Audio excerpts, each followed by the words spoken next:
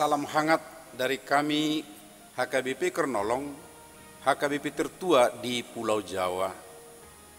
Bapak, Ibu, dan Saudara yang dikasihi oleh Tuhan Yesus Kristus, sebelum kita beristirahat malam, kita akan mendengar firman Tuhan.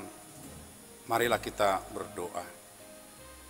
Ya Allah Bapa di dalam Yesus Kristus, inilah kami anak-anak-Mu yang rindu akan firman-Mu untuk membekali kami, untuk menjadi bagian dari koreksi jika ada yang kurang pelayanan kami sepanjang hari ini, tapi sekaligus memberi kami kemampuan, kekuatan untuk memperbaiki ke depan.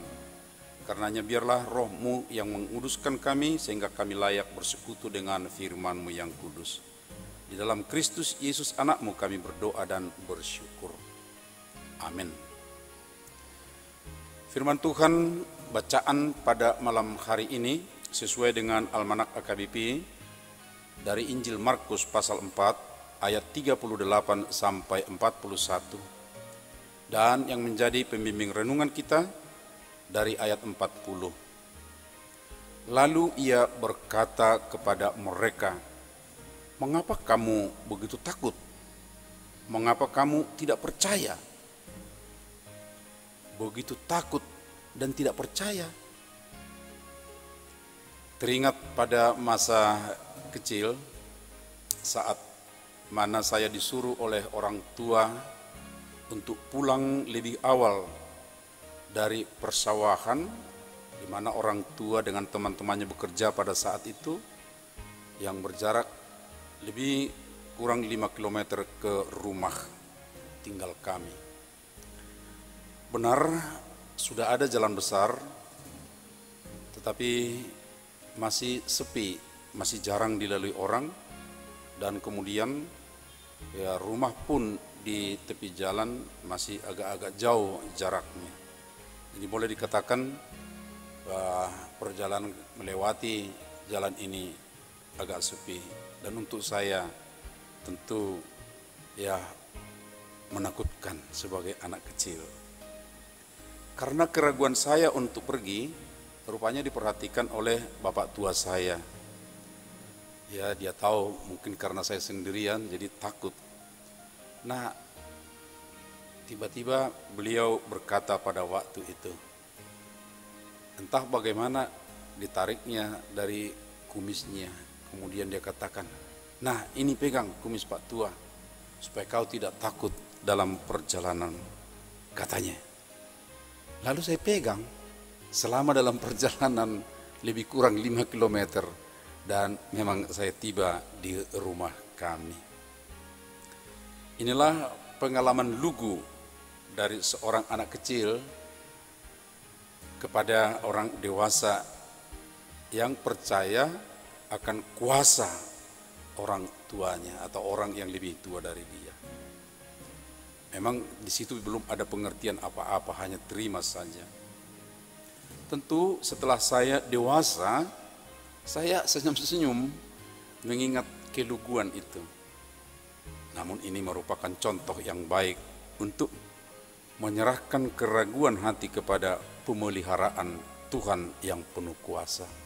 Kalau pengalaman saya tadi itu ya keluguan, tetapi dari pengalaman itu kita bisa mengambil satu hikmah.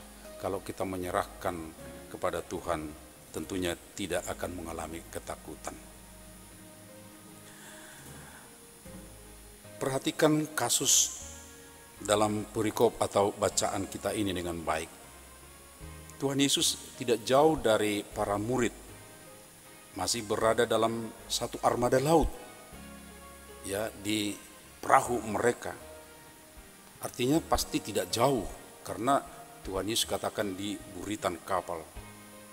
Lalu terjadi badai menghantam armada laut tersebut. Murid-muridnya panik sedemikian rupa. Dan tampaknya mereka tidak mengingat ada guru, ada Tuhan yang punya kuasa di atas danau atau atas badai. Lalu mereka seperti itu panik. Mereka hanya mengandalkan diri dan pikiran mereka saja. Tapi ketika mereka sadar bahwa ada Tuhan di armada itu, mereka bukannya minta tolong atau menyerahkan diri kepada gurunya atau kepada Tuhannya, melainkan mengecam seolah-olah Tuhan tidak peduli dengan keadaan mereka. Padahal memperhatikan dari jawaban Yesus setelah dia menghardik angin untuk diam, ternyata dia menegur murid-muridnya dengan keras. Mengapa kamu begitu takut? Mengapa kamu tidak percaya?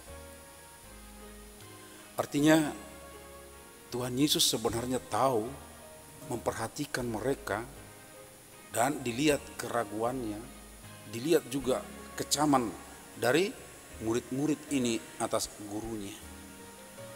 Tapi pada saat itu Yesus berkata kepada mereka, mengapa kamu begitu takut?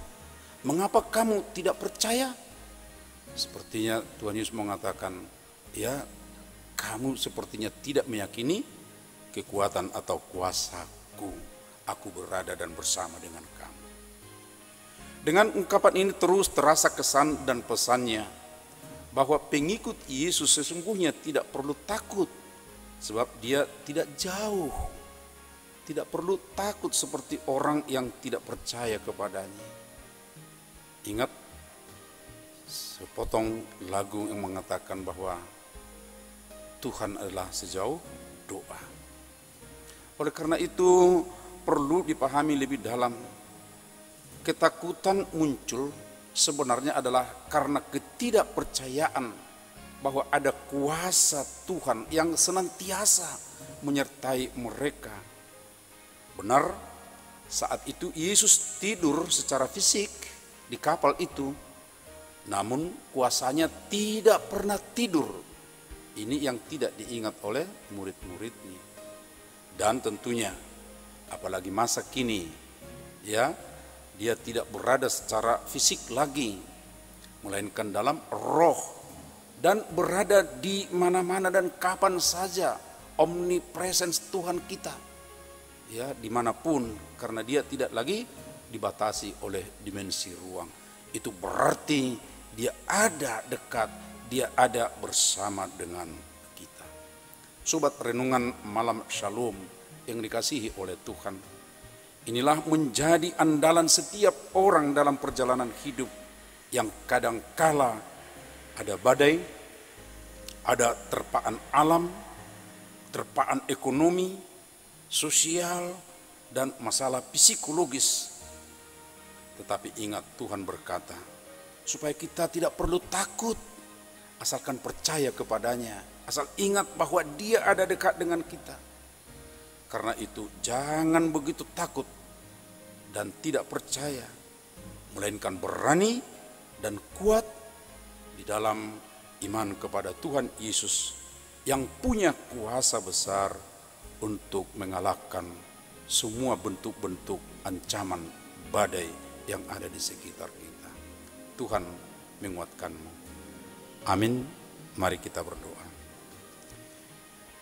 Ya Tuhan, biarlah kami semakin yakin atas kehadiran dan keberadaan-Mu di sekitar kami, dan melaluinya kami tidak perlu takut menghadapi semua tantangan, dan atas kuasa-Mu kami akan dimenangkan dalam perjalanan hidup ini. Terima kasih Bapa, berkati sertai kami dalam istirahat malam kami, dan esok pagi juga segar kembali bangun. Berkati semua warga jemaat-Mu Tuhan dimanapun berada, sehingga mereka pun dapat kekuatan yang baru untuk bekerja besok. Terima kasih di dalam anak-Mu Yesus Kristus. Anugerah Tuhan Yesus Kristus, kasih setia Allah Bapa, serta persekutuan dengan Roh Kudus menyertai kita sekarang sampai selama-lamanya. Amin.